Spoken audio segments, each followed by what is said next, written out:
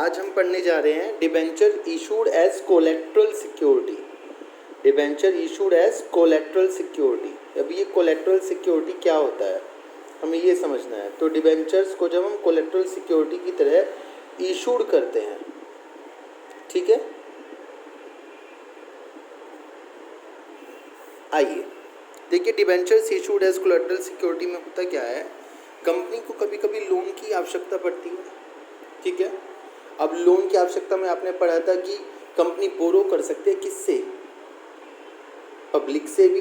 और पब्लिक से कैसे बोरो कर सकती है? डिबेंचर्स की तरह या पब्लिक डिपॉजिट्स की तरह। ऐसे ही फिर भी कंपनी को कभी यदि मनी चाहिए, लोन चाहिए, तो बैंक से लोन ले लेती है। बैंक क्या करता है, कंपनी को लोन तो दे देता है बट बदले में मांगता है सिक्योरिटी। आप जानते ही हैं बैंक को कोलेट्रल चाहिए होता है, कुछ ना कुछ गिरवी के तौर पर चाहिए होता है, चार्ज के तौर पर चाहिए होता है। बैंक उससे पहले किसी को भी लोन नहीं देता है। तो कंपनी क्या करती है, कंपनी अपनी असेट्स बैंक को चार्ज पे दे देती है। चार्ज आप जानते ही हैं पहले से ही। चार्ज क्या था? चार्ज था कि यदि कंपनी अपनी पर्टिकुलर असेट्स जो भी उसने चार्ज पर रखी हैं कभी भी सेल आउट करेगी तो सबसे पहले उस पर्सन का पेमेंट करेगी जिससे उसे लोन लिया है। यहाँ पर भी ऐसे ही होना है। कंपनी ने बैंक से क्या किया है, लोन लिया है और कंपनी ने अपनी एसेट्स चार्ज पर रख दी। बट प्रॉब्लम ये है कि बैंक को और भी सिक्योरिटी चाहिए, बैंक को और भी सिक्योरिटी चाहिए। तो एट दैट केस होता क्या है कि कंपनी सेकेंडरी सिक्योरिटी की तरह डिबेंचर्स भी इशूड कर देती है कोलेट्रल सिक्योरिटी की तरह बैंक को। अब समझते हैं केस को। देखिए फॉर एग्जांपल कंपनी ने बैंक लोन के लिए अप्लाई किया। कितने का बैंक लोन अप्लाई किया? 25 लाख रुपीस का बैंक लोन अप्लाई किया, ठीक है। अब बैंक क्या कहता है? बैंक कहता है सिक्योरिटी दो। बैंक मांगता है सिक्योरिटी। किससे मांगता है सिक्योरिटी? बैंक मांगता है सिक्योरिटी फ्रॉम कंपनी। अब कंपनी क्या करती है? कंपनी सिक्योरिटी के लिए अपनी कोई पर्टिकुलर बिल्डिंग, कोई एसेट गिरवी रख देती है, चार्ज पे दे देती है। किसे दे देती है? बैंक को। चार्ज का मतलब ये नहीं है कि बैंक ले जाएगा अपने साथ, यूज़ कंपनी ही करेगी। बट जब भी कंपनी इस पर्टिकुलर बिल्डिंग एसेट को बेचेगी तो सबसे पहले बैंक के जो लोन के रुपीज़ हैं वो वापस दिए जाएंगे, फिर बाकी जो बचेगा कंपनी के पास रहेगा। दे दी, ठीक है। तो जो कंपनी ने फर्स्ट सिक्योरिटी दी है वो क्या दी है? बिल्डिंग दी है। बट बैंक कहता है और सिक्योरिटी लाओ। बैंक को अब भी थोड़ा सा लालच रहता है कि कहीं उसके पैसे मर ना जाएं, बिल्डिंग के दाम गिर ना जाएं, उस पर्टिकुलर एसेट के दाम गिर ना जाएं, वैल्यू ना कम हो जाए और उसके पैसे मर गए तो क्या होगा। तो बैंक और सिक्योरिटी मांगता है। तब परेशान होकर सेकेंडरी सिक्योरिटी की तरह कंपनी क्या करती है? सेकेंडरी सिक्योरिटी की तरह कंपनी डिबेंचर्स इशूड करती है। सेकेंडरी सिक्योरिटी की तरह कंपनी क्या करती है? डिबेंचर्स इशूड करती है, ठीक है ना। डिबेंचर्स इशूड एज, और इसे ही बोलते हैं कोलेट्रल सिक्योरिटी। अब इन डिबेंचर्स में कुछ बात है। क्या बात है? सबसे पहली बात तो यहाँ समझिए, ये जो फर्स्ट सिक्योरिटी है ये है प्रिंसिपल। क्या है? Principal security. Principal security, primary security, अलग अलग नामों से जाना जा सकता है। फर्स्ट सिक्योरिटी, पहली सिक्योरिटी जो थी बिल्डिंग की, मेन सिक्योरिटी जो है बिल्डिंग ही है।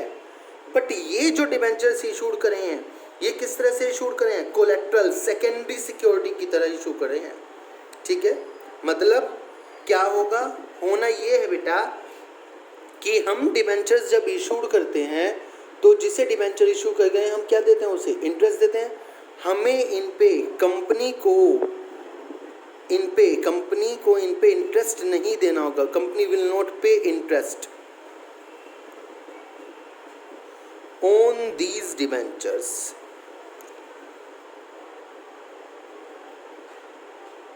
टू बैंक, कंपनी इन डिबेंचर्स पर बैंक को इंटरेस्ट नहीं देगी। कब तक नहीं देगी?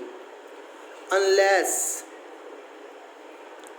इट मेक्स डिफॉल्ट, जब तक कि ये डिफॉल्ट नहीं करती। कौन नहीं करती डिफॉल्ट? कंपनी डिफॉल्ट नहीं करती। कैसे default? On paying loan interest और मनी बैक। जब तक कि कंपनी क्या नहीं करेगी, जो लोन लिया है उसका इंटरेस्ट पे करने में डिफॉल्ट नहीं करती और पैसे वापस करने में कोई डिफॉल्ट नहीं करती, तब तक उन डिबेंचर्स पर कोई इंटरेस्ट नहीं देना। जिस दिन कंपनी ने क्या कर दिया, लोन का इंटरेस्ट देने में गलती कर दी या पैसे वापस करने में गलती कर दी, किसके पैसे वापस करने में गलती कर दी? जो बैंक से लोन लिया है, तब उन डिबेंचर्स पर इंटरेस्ट देना पड़ेगा। मतलब अभी जो वो डिबेंचर्स हैं वो इशू तो कर दिए, बट कोलेट्रल सिक्योरिटी वाले पर उन पर लायबिलिटी जो है वो उस दिन से शुरू होगी जिस दिन से कंपनी गलती करेगी। असलियत में वो डिबेंचर क्या है? एक कागज़ का पुर्जा है, पीस ऑफ पेपर है और कुछ नहीं है। उन पर बैंक अभी कुछ नहीं कर सकता, तब तक कि कुछ नहीं कर सकता जब तक कंपनी बैंक लोन के पैसे या उसके इंटरेस्ट देने में गलती ना कर दे। तब तक वो कंपनी के पास गिरवी तो रखे रहेंगे, सब सिक्योरिटी के तौर पे रखे रहेंगे, बट वो उस दिन एक तरह से अभी उनका जन्म ही नहीं हुआ है, बस रख दिया कि इनका जन्म कब होगा, जब गलती करेंगे। ठीक है ना? तो इशू भी कर दिए बट इंटरेस्ट भी नहीं देना। कब देना इंटरेस्ट? जिस दिन गलती हो जाएगी उस दिन से इंटरेस्ट देना शुरू करना। तो डिबेंचर्स तो हैं बट एक तरह से उनका यूज़ कुछ भी नहीं है। ठीक है ना? होगा क्या? जिस दिन भी कंपनी इंटरेस्ट और मनी बैक करने में गलती करेगी तो सबसे पहले क्या होगा, फर्स्ट सिक्योरिटी, प्राइमरी सिक्योरिटी जो प्रिंसिपल सिक्योरिटी है वो बेची जाएगी। ठीक है? उससे बैंक अपने पैसे लेगा, पैसे पूरे हो गए, इंटरेस्ट और लोन के बाद खत्म, वो सेकेंडरी सिक्योरिटी खत्म हो जाएगी, उसका कोई यूज ही नहीं रहेगा। बट जैसे ही कंपनी ने गलती करी इंटरेस्ट और मनी देने में, कंपनी ने बिल्डिंग या एसेट वो बेची और बैंक ने वो बिल्डिंग या एसेट बेची और अपने पैसे निकलवाए। अब 25 लाख में से मान के चलो 20 ही लाख पूरे, 5 लाख अभी भी रह गए, तो वो जो सेकेंडरी सिक्योरिटी इशू करी है वो पैदा हो जाएगी, वो डिबेंचर्स जन्म ले लेंगे। अब डिबेंचर्स पे क्या करना पड़ेगा? इंटरेस्ट देना पड़ेगा। ठीक है ना? बैंक चाहे तो डिबेंचर्स किसी और को बेच सकता है। अभी तक वो डिबेंचर्स थे ही नहीं, वो तो एक पीस ऑफ पेपर थे जो सिक्योरिटी के रूप में बस रखे हुए हैं। वो किस दिन जन्म लेंगे, किस दिन पैदा होंगे, किस दिन उन पर इंटरेस्ट देने की शुरुआत होगी? जिस दिन से कंपनी गलती करेगी इंटरेस्ट और मनी वापस करने में। ठीक है? मतलब कि right of debenture holder company कब देगी बैंक को? तब देगी जिस दिन वो गलती करेगी। Otherwise right of debenture holder bank के पास आएंगे नहीं। राइट ऑफ डिबेंचर होल्डर जिस दिन आएंगे उस दिन कंपनी गलती कर चुकी होगी। अदरवाइज वो डिबेंचर पीस ऑफ पेपर बस सिक्योरिटी की तरह रखा रहेगा कि हाँ गलती हुई, बैंक को एक तसल्ली रहेगी, गलती हुई तो मेरे पास डिबेंचर्स भी हैं, बिल्डिंग तो है ही प्राइमरी सिक्योरिटी की तरह डिबेंचर्स भी हैं। ठीक है? तो क्या होता है, बैंक क्या करता है, जब लोन देता है तो उसे ज़्यादा से ज़्यादा सिक्योरिटी चाहिए, और सिक्योरिटी देने में पहले प्राइमरी सिक्योरिटी ले रही, फिर भी मांग रहा है, बैंक कह रहा है मैं लोन नहीं दूंगा, मुझे और भी सिक्योरिटी चाहिए, तो सेकेंडरी सिक्योरिटी की तरह डिबेंचर्स ले रही है। अब यहाँ पे समझने वाली बात है, जो फर्स्ट सिक्योरिटी दी है बिल्डिंग, ऐसा हो सकता है वो उसकी वैल्यू 20 लाख हो, ऐसा सकता है इसकी वैल्यू 30 लाख हो, ऐसा हो सकता है इसकी वैल्यू 1 करोड़ हो। देखिए लोन 25 लाख का है, सिक्योरिटी की वैल्यू ज़्यादा या कम भी हो सकती है। ठीक है कि नहीं है? जरूरी नहीं है। बैंक अपने आप को सिक्योर करके चल रहा है, भविष्य में फ्यूचर में यदि बिल्डिंग की वैल्यू कम हो गई तो मैं बचा रहा हूँ। सेकेंडरी सिक्योरिटी जो डिबेंचर्स इशू करे हैं, कोलेट्रल सिक्योरिटी की तरह जो डिबेंचर्स इशू करे हैं, 25 लाख का लोन लिया, ऐसा हो सकता है इनकी वैल्यू 20 लाख हो, 30 लाख हो, 40 लाख हो, 50 लाख हो, या 10 लाख हो, कुछ भी हो सकता है। जरूरी नहीं है कि लोन के अमाउंट जितनी ही सिक्योरिटी दी जाए, सिक्योरिटी या चार्ज ज़्यादा दिया जा सकता है, ज़्यादा भी दिया जा सकता है। ठीक है, इतनी बात आप ध्यान रखें। ठीक है, चलिए आगे देखते हैं। तो ये थे जब डिबेंचर्स को सेकेंडरी सिक्योरिटी की तरह प्राइमरी सिक्योरिटी के साथ साथ कंपनी इशू करती है बैंक को, किसी भी इंस्टीट्यूशन को, फाइनेंशियल इंस्टीट्यूशन को, एट दैट टाइम वो डिबेंचर्स जो सेकेंडरी सिक्योरिटी की तरह इशू किए गए हैं वही debentures issued as collateral security कहे जाएंगे। इस तरह से आपको बताना है। ओके, अब बात करेंगे कि ये जो डिबेंचर्स इशू करे हैं इन्हें कंपनी रिकॉर्ड कैसे करेगी अपने यहाँ, इन्हें रिकॉर्डिंग के तरीके क्या होते हैं। तो 2 मेथड्स होते हैं रिकॉर्डिंग के, 2 मेथड्स। फर्स्ट मेथड क्या होता है, फर्स्ट मेथड कहता है कि आपके पास डिबेंचर्स तो आए ही नहीं, आपने डिबेंचर्स तो इशू किए ही नहीं है, वो तो बस दिखाने के लिए हैं। तो आपने क्या करा है, केवल बैंक लोन लिया है। तो आपने बैंक लोन लिया है तो आप एंट्री कर दीजिए bank account debit to bank loan account. बस कितने रुपए का लोन लिया आपने, 25 लाख का लोन लिया है, आप 25 लाख की एंट्री कर दीजिए। इसके अलावा तो कुछ हुआ ही नहीं है। ठीक है ना, कंपनी ये कर देगी, बैंक लोन लिया है एंट्री कर देगी, क्योंकि उसने डिबेंचर्स इशू करे हैं। डिबेंचर्स तो असलियत में कब जन्म लेंगे, कब पैदा होंगे, उन पे लायबिलिटी कब होगी, उन पे तो लायबिलिटी तब होगी जब कंपनी गलती करेगी। और अभी कंपनी ने गलती थोड़ी करी है, कंपनी गलती तो बाद में करेगी। ठीक है ना, कंपनी जब गलती भी बाद में करेगी, डिबेंचर्स इशू भी बाद में होंगे, तो आज ही डिबेंचर्स क्यों लिखना। तो बस bank account debit to bank loan 25 lakh, बहुत ही अच्छी तरह से एंट्री हो जाएगी। अब इसमें और भी कुछ बात है क्या, तो क्या हम दिखाएंगे नहीं हम डिबेंचर्स इशू कर चुके हैं, बिल्कुल दिखाएंगे। क्या करेंगे, देखिए आप एक्सट्रैक्ट ऑफ बैलेंस शीट बनाते हैं, extract of balance sheet. Extract of balance sheet में आप क्या करते हैं, इक्विटी एंड लायबिलिटीज डालते हैं सबसे पहले। ठीक है, आप लास्ट चैप्टर में सीख चुके हैं। फिर उसके अंदर डालेंगे नॉन करंट लायबिलिटीज और लॉन्ग टर्म बोरोइंग्स। अब आपको यहाँ पे दिखाना है, ठीक है, करंट ईयर, प्रीवियस ईयर।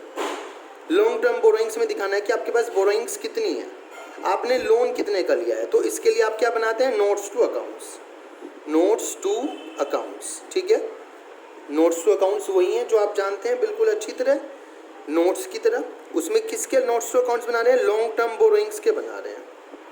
अब लॉन्ग टर्म बोरोइंग्स में आपने क्या लिया, देखिए जरा, आपने लिया है बैंक लोन।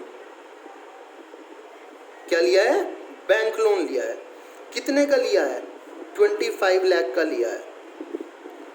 आपको ऐसे दिखाना है और यहां पे लिख के दिखाना है own collateral security of debentures of rupees, मान के चलिए आपने 30 लाख के डिबेंचर्स इशू करे थे, कोलेट्रल सिक्योरिटी की 30 लाख। बस यहाँ पे ये कॉलम, केवल ये कॉलम बनाना है आपको और कुछ भी नहीं बनाना है। इस कॉलम के जरिए ही आपको बता देना है कि आपने डिबेंचर्स इशू करे हैं 30 लाख के कोलेट्रल सिक्योरिटी के साथ। जर्नल एंट्री तो करी नहीं, जर्नल एंट्री करेंगे तो अकाउंटिंग रिकॉर्ड हो जाएगा, यहाँ पे जोड़ना पड़ेगा आपको। ठीक है ना, तो बस ये आपको करना है। 25 लाख रुपीज़ का जो आपने लोन लिया है वो डिबेंचर्स इशूड करें हैं कोलेट्रल सिक्योरिटी के तहत 30 लाख। यहाँ पे कितना आ जाएगा, 25 लाख आ जाएगा, दैट्स इट। तो फर्स्ट मेथड कहता है कोई भी एंट्री होगी ही नहीं। क्यों नहीं होगी एंट्री, इसलिए एंट्री नहीं होगी कि असल में डिबेंचर्स इशू हुए ही नहीं, और क्योंकि डिबेंचर्स इशू नहीं हुए हैं, डिबेंचर्स पे लायबिलिटी नहीं है। कब होगी लायबिलिटी, जब हम गलतियां करेंगे तो उस दिन एंट्री करेंगे। अभी के लिए तो हमारे पास बैंक लोन आया है, बैंक लोन लिख दीजिए। बैंक लोन सिक्योरिटी पे है इसलिए हमने पर्टिकुलर्स वाले कॉलम में ही अंदर लिख दिया, बता दिया कि इनके लिए हमने कोलेट्रल सिक्योरिटी दी है डिबेंचर्स की, 30 लाख रुपीज़ वाले डिबेंचर्स इशू करे हैं, ताकि हमें याद रहे, हमसे गलती ना हो। ठीक है, बस ये हमें याद दिलाता रहेगा, सबको पता रहेगा कि हमने बैंक लोन लेते वक्त 30 लाख रुपीज़ के डिबेंचर्स इशू करें या कोलेट्रल सिक्योरिटी की तरह, और कोई अकाउंटिंग इसकी नहीं होगी। फर्स्ट मेथड ये कहता है। अब बात करते हैं सेकंड मेथड इसका कौन सा है। मैंने दो मेथड्स की बात करी थी, सेकंड मेथड की बात करते हैं। सेकंड मेथड अकाउंटिंग का कौन सा है, डिबेंचर्स जब इशूड करेंगे कोलेट्रल सिक्योरिटी की तरह। सेकंड मेथड में क्या कहते हैं, सेकंड मेथड कहता है आपको, आप अकाउंटिंग करो, और करने का तरीका देखिए। फर्स्ट एंट्री करो सेकंड मेथड में, bank account debit to bank loan, bank account debit to bank loan, okay. Account 25 lakh rupees के तो आपने लोन ले लिया। अब 30 लाख के जो डिबेंचर्स इशू करे हैं उसके लिए एंट्री करो, debenture suspense account debit, debenture suspense account debit to 10% debentures. मान के चलिए वो कूपन रेट जो हमने डिबेंचर्स इशू करे उनका 10% है। कितने रुपए के, 30 लाख के आपने इशू करे हैं, 30 लाख। मैंने पहले ही बता दिया था, डिबेंचर्स जो इशू करे हैं उनकी वैल्यू ज़्यादा भी हो सकती है, कम भी हो सकती है। बैंक लोन ज़्यादा भी हो सकता है, कम भी हो सकता है। बैंक लोन जो लिया हमने यहाँ पे 25 लाख का लिया है, और डिबेंचर्स इशू करे हैं 30 लाख के। तो सेकंड मेथड में हमने डिबेंचर्स को ले लिया अकाउंटिंग में, और एंट्री कैसे करी, डिबेंचर सस्पेंस। सस्पेंस क्यों है, अभी हमने गलती थोड़ी करी है, जब तक हम गलती नहीं करेंगे तब तक ये डिबेंचर्स असल में होंगे ही नहीं। अभी तो हमने कोई डिफॉल्ट करा ही नहीं है पेमेंट में, इसलिए इन डिबेंचर्स को सस्पेंस अकाउंट में डाल दिया। अब सस्पेंस अकाउंट में डालने के बाद इनकी एंट्री करने का तरीका क्या होगा, देखिए इनकी एंट्री करने का तरीका हम नोट्स टू अकाउंट से देखते हैं। Notes to accounts, notes to accounts में वही आप जानते हैं, लॉन्ग टर्म बोरोइंग्स या लाइबिलिटीज आप जानते हैं इसको। 12% डिबेंचर्स आपने 10% डिबेंचर्स जो हैं आपने इशू करे हैं, ठीक है। कितने रुपए के इशू करे हैं 10% डिबेंचर्स, 30 लाख के, minus less debenture suspense 30 lakh, बचा क्या, 0।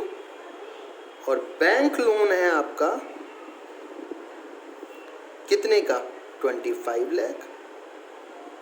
और बैंक लोन कैसे, on collateral security of debentures of ₹30 lakh, ठीक है। ऐसे आपको बताना है, ये आपका लॉन्ग टर्म बोरोइंग्स बन गया। एक्सट्रैक्ट ऑफ बैलेंस शीट में फिर भी अमाउंट कितना जाएगा, 25 लाख का ही जाएगा, बैंक लोन का ही जाएगा। सिंपल सी बात, मतलब क्या करा, अल्टीमेटली फर्स्ट मेथड ही तो हमने यूज़ करा है, बस इसे एंट्री करी, 10% डिबेंचर्स आ गए 30 लाख के, मगर उसमें से डिबेंचर सस्पेंस माइनस कर दिया 30 लाख के, तो कितने हो गए, 0 हो गए। डिबेंचर्स हमने इशू करे ही नहीं कुछ भी, बस यहाँ पे शो कर दिया उसको। यहाँ पे शो करने से क्या हुआ, हमें पता रहेगा कि हमारे पास 30 लाख के डिबेंचर्स जो सस्पेंस में पड़े हैं, हमें आगे के लिए पता रहेगा। एक्सट्रैक्ट ऑफ बैलेंस शीट में अब भी कितने रुपीस जाएंगे, लास्ट मेथड की तरह ही 25 लाख रुपीस डालेंगे। आप कितने डालेंगे, यहीं पे बैंक लोन जैसे डाला था, non current liabilities long term borrowing में 25 लाख रुपए डालेंगे। एक्सट्रैक्ट ऑफ बैलेंस शीट में कोई भी डिफरेंस नहीं है, सिंपल सेम टू सेम वही काम चलेगा, बस नोट्स टू अकाउंट्स में दिखाने का तरीका अलग हो गया। जब हमने जनरल एंट्री कर दी कि debenture suspense 30 lakh, 10% debenture 30 lakh, तो लॉन्ग टर्म बोरिंग में 10% डिबेंचर 30 लाख के बढ़ गए, उसमें से डिबेंचर सस्पेंस 30 लाख माइनस कर दिया, अल्टीमेटली बचे कितने डिबेंचर्स, 0 ही बचे। हाँ, इसमें एक डिफरेंस आ सकता है, मान के चलिए 10% डिबेंचर्स आपने पहले भी इशू करे थे, और पहले 50 लाख के थे, तो यहाँ पे 10% डिबेंचर कितने दिखाएंगे, 50 + 30 80 लाख, और डिबेंचर सस्पेंस कितना 30 लाख, तो पिछले वाले 50 लाख के डिबेंचर्स एज इट इज़ दिखते रहेंगे। बट यदि पिछला कोई डिबेंचर नहीं है तो डिबेंचर अब भी क्या रहेगा, 0 का ही रहेगा। तो ये दो मेथड हैं जब हम डिबेंचर्स कोलैटरल सिक्योरिटी की तरह इशू करते हैं। आज आपको इनको पढ़ना है, और इनके जो भी क्वेश्चंस हैं, इलस्ट्रेशंस हैं, वो कंप्लीट करनी है debentures issued as collateral security के लिए। इसमें कोई भी प्रॉब्लम हो तो आप मुझसे पूछ सकते हैं। Okay, thank you.